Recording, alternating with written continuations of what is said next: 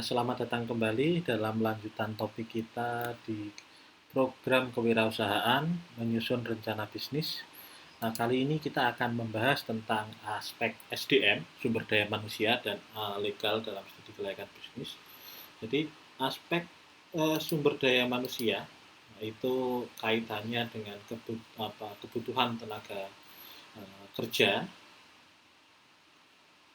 Apakah ada tenaga kerja yang tersedia untuk menjalankan usaha kita. Jadi dalam aspek SDM ini suatu ide bisnis dinyatakan layak atau dapat dilaksanakan berdasarkan aspek manajemen dan SDM apabila terdapat kesiapan tenaga kerja untuk menjalankan bisnis. Apakah kita bisa merekrut orangnya? Misalnya kita mau bikin usaha rumah makan Jepang. Apakah ada tenaga kerja, berarti butuh chef, butuh cook, butuh koki. Apakah ada koki yang mempunyai keahlian untuk memasak Jepang? Nah, kalau tidak, ya kalau kita sendiri tidak bisa ya, tenaga kerjanya nggak ada, ya usaha itu nggak bisa dijalankan, nggak layak. Kita harus mencari bisnis lain, buat rencana bisnis lain. Jadi di sini kita harus rencanakan dari mana kita akan merekrut tenaga kerjanya itu eh, keahliannya, spesifikasinya itu butuh yang seperti apa, gajinya berapa itu akan dibahas di sini ya. Jadi saat tenaga kerja yang dibutuhkan dinyatakan siap, sebelumnya perlu kita analisis dulu mengenai tiga hal ini. Ini kalau dalam teori itu job analysis, tapi kita akan sampaikan secara sederhana yang praktikal supaya lebih sesuai dengan kebutuhan kita. Yang pertama kita harus punya job description. Job description itu deskripsi dari pekerjaan yang akan dilakukan.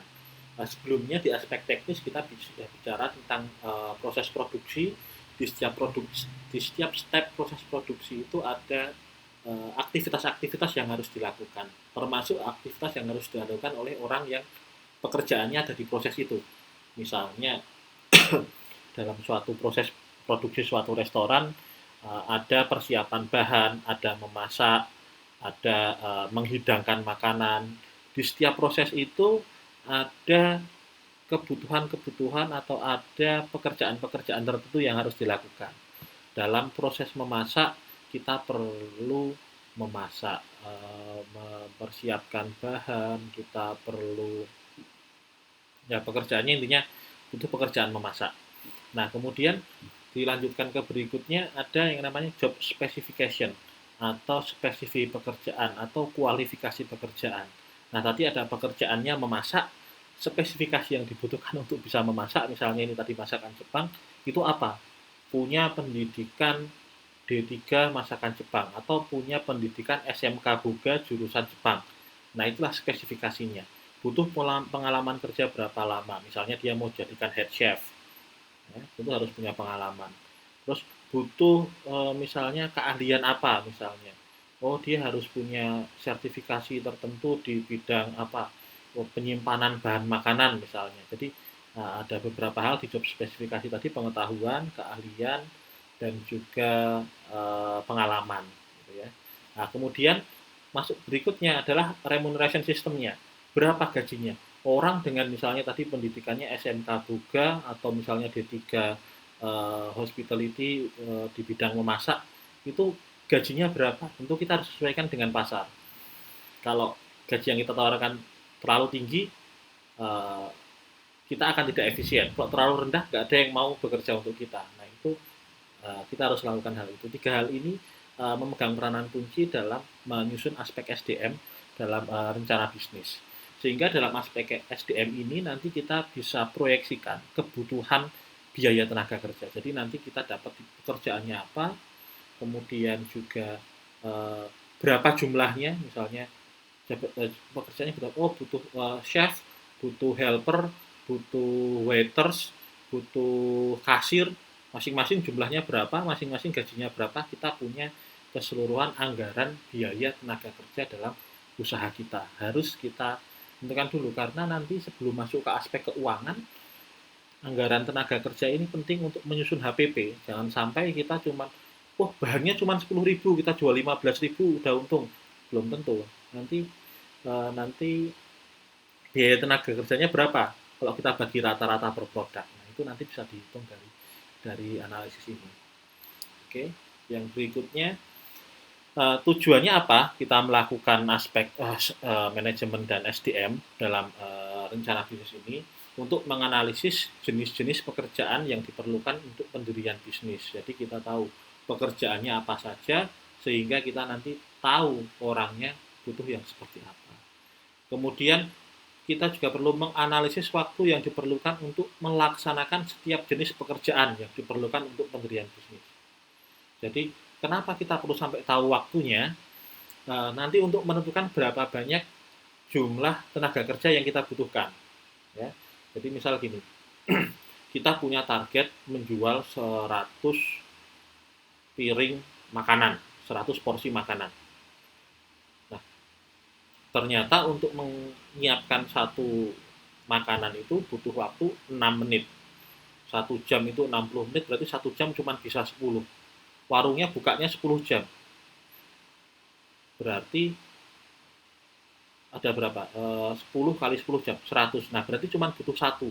Tapi kok targetnya kita jual 200, kalau cuma tenaga kerjanya 1, kapasitasnya cuma 100 menit, nah kita perlu 100 porsi, kita perlu 1 lagi supaya bisa menghasilkan 200. Kemudian yang berikutnya, menganalisis biaya yang diperlukan untuk melaksanakan setiap jenis pekerjaan yang diperlukan untuk pendirian bisnis. Jadi P analisisnya, tadi kita punya kualifikasi. Nah, untuk kualifikasi seperti itu tentu kan grade-grade-nya itu tadi tingkat pendidikan, tingkat pengalaman. Jangan samakan gaji yang pengalamannya 10 tahun sama 0 tahun tentu berbeda. Itu kita bisa gunakan untuk P analisis. Yang berikutnya adalah menganalisis persyaratan yang diperlukan untuk memangku pekerjaan pada suatu bisnis. Ini job analisisnya juga. Jika pekerjaannya seperti itu, level wewenangnya seperti apa, tentu butuh kualifikasi yang berbeda. Nah, berikutnya adalah menganalisis struktur organisasi yang cocok untuk menjalankan bisnis. Organisasi itu kaitannya dengan tanggung jawab dan wewenang. Misalnya kita usaha sederhana, biasanya di atas bos, bawahnya karyawan. Tapi kalau karyawannya udah 100, apakah semuanya langsung lapor ke bos? Mungkin di setiap seksi, di setiap bidang perlu ada supervisor. Nah, jabatan-jabatan middle management ini akan muncul ketika kita sudah menyusun struktur organisasi. Tanpa menyusun itu nanti akan sulit untuk kelihatan kebutuhan dari posisi-posisi tersebut.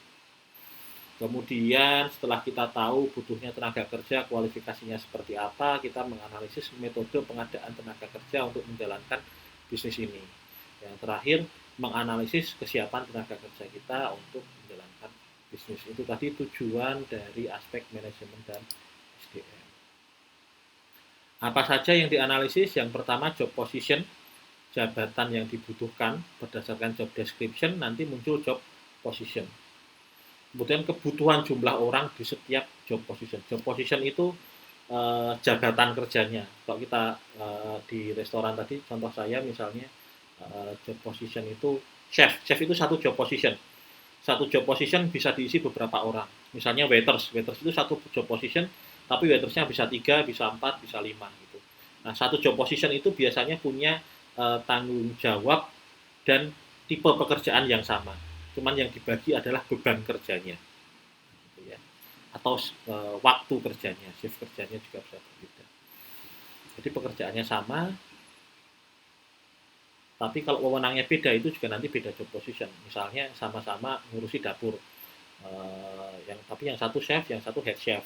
Head chef mungkin dia punya wewenang berbeda, dia bertanggung jawab atas semua. Tapi chef tertentu misalnya tugasnya cuma bikin minum, yang satu cuma bikin makanan gitu kan. Kemudian dari setiap job position itu kita buat job specification-nya. Jadi misalnya ada 3 job position, ya kita buat 3 job specification. Kualifikasi jabatannya itu apa saja yang diperlukan. Kemudian berikutnya kita menganalisis struktur organisasi. Yang berikutnya menganalisis ketersediaan tenaga kerja. Ya, apakah di lokasi kita, di tempat kita tenaga kerjanya ada atau tidak. Kemudian informasi apa yang kita butuhkan untuk menyusun analisis SDM. Makanya kenapa dalam program ini kita buat linier, karena ini bertahap. Jadi karena informasi yang kita susun di aspek teknis dan operasi tadi seperti proses produksi, kapasitas produksi, kemudian di aspek pasar kita melakukan rencana pemasaran, itu akan menjadi input untuk menyusun analisis SDM ini. Ya, kemudian ada juga budaya organisasi, tergantung ini budaya kita mau seperti apa, mau santai, mau disiplinnya ketat sekali. Nah itu biasanya itu juga tergantung budaya apa yang diinginkan oleh pemilik usahanya, oleh entrepreneurnya. Nah, kita masuk ke bagian yang pertama, job position. Pekerjaan yang ada di dalam bisnis harus dikelompokkan ke dalam job position yang berbeda. Ya. Tapi bisa saja misalnya ada, setelah kita analisis ada 2 job position, tapi 2 job position ini beban kerjanya sangat sedikit. Misalnya kalau dilakukan oleh 1 orang itu 1 hari 2 jam selesai gitu. Padahal shiftnya 8 jam gitu. Nah, mungkin ditambahi pekerjaan dari job position lain, kemudian dari 2 job position tersebut kita merge, kita gabungkan jadi 1 job position. Tapi tentu saja keahliannya yang dibutuhkan jadi harus nambah karena melakukan 2 pekerjaan yang berbeda. Nanti kalau load-nya, bebannya sudah tambah, bisa dipisah lagi. Misalnya, contoh saya dulu pernah punya bisnis berupa restoran gitu ya. Awalnya itu di dapur itu cuma ada satu job position, yaitu cook, tukang masak. Nah, ya yang ada di dapur itu semua dilakukan oleh dia gitu. Mulai dari masak, prepare bahan, sampai belanja, sampai bersih-bersih, sampai bikin minum, cuci piring. Nah, tapi lama-kelamaan, wah butuh orang semakin banyak kalau gajinya waktu itu sampai 13 orang cook itu, karena pekerjaan yang banyak itu yang di luar masak, padahal yang butuh kualifikasi tersebut kan hanya untuk masak, sehingga saya pisahkan jabatannya. Load-nya cook itu dikurangi, nggak usah bikin minum, nggak usah cuci piring, nggak usah prepare bahan, nggak usah belanja, fokus dimasak. Terus apa? Yang sebelumnya itu butuh lulusan SMK Boga, itu untuk yang helper karena tugasnya cuma bikin minum, belanja, sama cuci piring, itu saya bisa ngerekrut yang lulusan SMP. Jadi gajinya bisa lebih irit untuk helper. Nah, job position ini merupakan suatu pekerjaan dengan tugas wewenang yang sama. Jadi ketika udah dipisah tadi dari cook dan helper, itu cook dan helper pekerjaannya berbeda. Nah, ini ada contoh job position, misalnya helper bertugas mencuci peralatan masak di restoran. Nah, kalau tim leader dapur, tugasnya mengatur jadwal kerja dan menilai kinerja pegawai yang ada di dapur. Ini tugasnya berbeda, tanggung jawabnya berbeda. Nanti juga kalau di struktur kelihatan siapa bertanggung jawab ke siapa. Nah, inilah tugas kita menentukan job position, kemudian di setiap job position di state nanti job description-nya. Pekerjaan yang harus dilakukan apa sehingga terlihat untuk menjalankan pekerjaan tersebut butuh kemampuan, keahlian, kualifikasi seperti apa. Kemudian ini cara menghitung kebutuhan tenaga kerja secara sederhana. Gitu ya. Kebutuhan tenaga kerja dapat diperoleh melalui analisis beban kerja. Yang sederhana rumusnya seperti ini, kebutuhan tenaga kerja itu adalah beban kerja dibagi dengan kemampuan kerja per orang. Jadi misalnya kita punya 1 helper, itu bisa mencuci piring sebanyak 1000 piring per hari. Terus padahal kita menyajikan makanan itu ada 5000 piring dalam 1 hari. Nah, berarti bagaimana kita menghitung kebutuhan tenaga kerjanya? 5000 piring dibagi 1000 piring. Supaya pekerjaannya 5000 piring ini selesai, kita butuh 5 orang. Tapi kalau misalnya pekerjaannya lebih dari 1 jenis, misalnya tadi kalau contoh saya itu kan dia cuci piring dan membuat minuman. Nah, itu beban kerjanya itu terlebih dahulu perlu dikonversi menjadi waktu, jadi jam atau menit. Misalnya 1 piring itu 1 menit. Kemudian dia kerjanya 1 hari 8 jam. Misalnya 8 jam itu dikurangi istirahat, misalnya jadi 4000 menit. Gitu, 400 menit. 400 menit. berarti dia cuma bisa mencuci 400 piring. Nah, total piringnya ada berapa? Misalnya ada 5.000 piring, satu piring 1 menit berarti ada 5.000 menit. Ditambah beban kerja yang lain, bikin minum misalnya 2 menit. Ada berapa minuman total? Nah, itu dibagi dengan jam kerja per hari.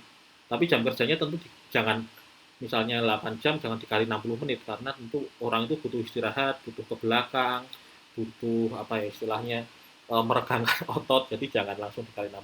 Ya idealnya dikali 75% lah, dikali 75%.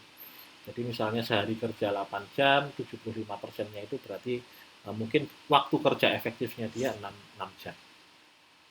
Apalagi orang Indonesia kan santai ya, suka ngobrol gitu. Tapi itu nanti tergantung kebijakannya dari owner juga ya. Nah, kemudian yang berikutnya job specification. Ini membahas spesifikasi atau kualifikasi yang dibutuhkan seseorang untuk mengampu suatu posisi jabatan tadi. Penyusunan spesifikasi jabatan harus tepat untuk suatu jabatan agar bisa dijalankan dengan baik. Jadi kalau memang pekerjaannya sulit, ya cari yang mampu. Jangan misalnya tugasnya masakan Jepang, kita nyarinya, waduh nggak ada, udah cari yang masakan Oriental, gitu ya beda. Nanti hasilnya nggak akan bagus. Jadi kurang lebih ada tiga hal utama yang perlu kita pertimbangkan dalam menyusun job spesifikasi. Yang pertama adalah pengetahuannya. Pengetahuan dia tentang bidang pekerjaan yang akan dia lakukan. Biasanya dibuktikan melalui tingkat pendidikan. Dia sekolahnya apa, jenjangnya apa. Nanti kalau di ketika tes disuruh bawa buktinya berupa ijazah. Ya, jadi kalau butuhnya misalnya sales ya cari dia pendidikannya apa. Kalau dia pendidikannya misalnya uh, sales alat-alat kesehatan misalnya, tapi ternyata dia bidangnya itu misalnya studinya bahasa Arab gitu, apakah cocok? Nah itu kan harus kita kita sesuaikan. Kemudian keahlian misalnya pekerjaan kita tadi misalnya kalau pekerjaan yang administrasi misalnya keahliannya apa? Oh harus bisa menggunakan Microsoft Excel, harus bisa menggunakan Microsoft Word, atau harus bisa software keuangan tertentu. Nah itu dibuktikan dengan sertifikasi keahlian. Biasanya ada sertifikat atau kompetensi-kompetensi.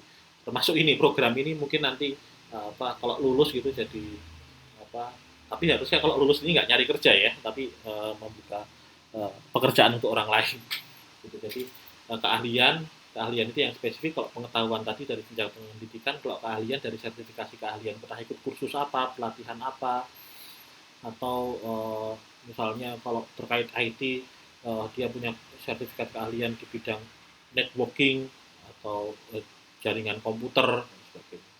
Kemudian yang ketiga adalah pengalaman kerja. Pengalaman kerja dia pernah kerja berapa lama, ini kaitannya nanti dengan pengambilan keputusan, sehingga kalau orang yang pengalamannya lebih banyak mungkin bisa diberi wewenang lebih banyak. Pengalaman kerja biasanya dibutuhkan untuk yang memegang jabatan di manajerial, misalnya supervisor atau manager gitu. Kalau yang level bawah mungkin fresh graduate tidak apa-apa. Biasanya ini dibuktikan melalui rekomendasi atau surat keterangan kerja. Biasanya tambah satu lagi, biasanya personality atau eh, sifat jujur, bekerja keras, mampu bekerja di bawah tekanan. Kalau itu ya ya umum, kecuali memang ada yang sangat khusus mungkin perlu disampaikan. Atau keahlian tadi misalnya butuh driver ya harus bisa juga menggunakan SIM. Nah, kemudian yang berikutnya struktur organisasi ini untuk menunjukkan alur wewenang dan tanggung jawab. Terkadang kebutuhan posisi jabatan baru muncul ketika struktur organisasi sudah disusun. Nah, misalnya ini kalau sederhana, helper, cook, waiter ini langsung ke bos tidak apa-apa. Eh, tapi misalnya tadi saya bilang kalau banyak mungkin di atasnya butuh supervisor dulu supaya nggak semua orang itu datengin bosnya. Ya, nanti waktu bosnya habis itu cuma buat denger laporan pegawainya satu persatu. Ya, jadi ketika ada ini nih sudah kelihatan berarti ini bertanggung jawab ke bosnya.